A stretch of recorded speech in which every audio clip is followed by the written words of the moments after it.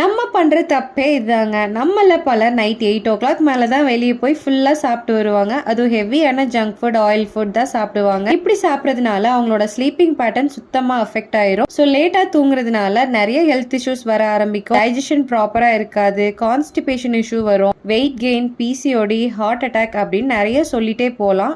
எப்பவுமே சன்ரைஸ்க்கு அப்புறம் சாப்பிடணும், சன்செட் மேல சாப்பிடக்கூடாது. ஏன்னா டைஜஷன் ரொம்பவே ஸ்லோ ஆக ஆரம்பிச்சிடும். முடிஞ்ச அளவுக்கு 7 to 8 குள்ள ஏர்லியா டின்னரை முடிக்க பாருங்க.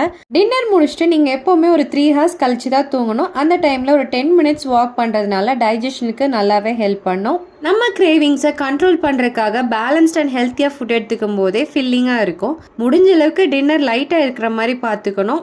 இந்த மாதிரி 2 வாரம் ஒரு ஹெல்த்தியான ஃபுட்ஸை டேஸ்டியாக செஞ்சு பழகிட்டீங்கன்னா நீங்களே ஜங்க் ஃபுட் பக்கம் போக மாட்டீங்க. எப்போவுமே டின்னர் ஒரே மாதிரி செஞ்சுட்டு இருக்காம கொஞ்சம் டிஃப்ரெண்ட்டாக டேஸ்ட்டாக செய்யும் போது அது நமக்கே பிடிக்க ஆரம்பிச்சிடும். நீங்கள் வெயிட் லாஸில் இருக்கீங்க அப்படின்னா எப்போவுமே டின்னர் பிளேட்டில் ப்ரோட்டீன், ஃபைபர், கார்ப்ஸ் இருக்க மாதிரி பேலன்ஸ்டாக எடுத்துக்கும் போது நல்லாவே ரிசல்ட் தெரியும்.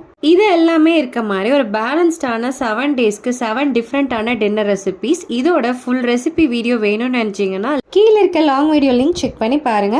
இந்த வீடியோ யூஸ்ஃபுல்லா இருந்துச்சுன்னா உங்க ஃப்ரெண்ட்ஸ் அண்ட் ஃபேமிலி ஷேர் பண்ணிட்டு இந்த மாதிரி ஹெல்தி ரெசிபிக்கு நம்ம பேஜை ஃபாலோ பண்ண மறந்துடாதீங்க.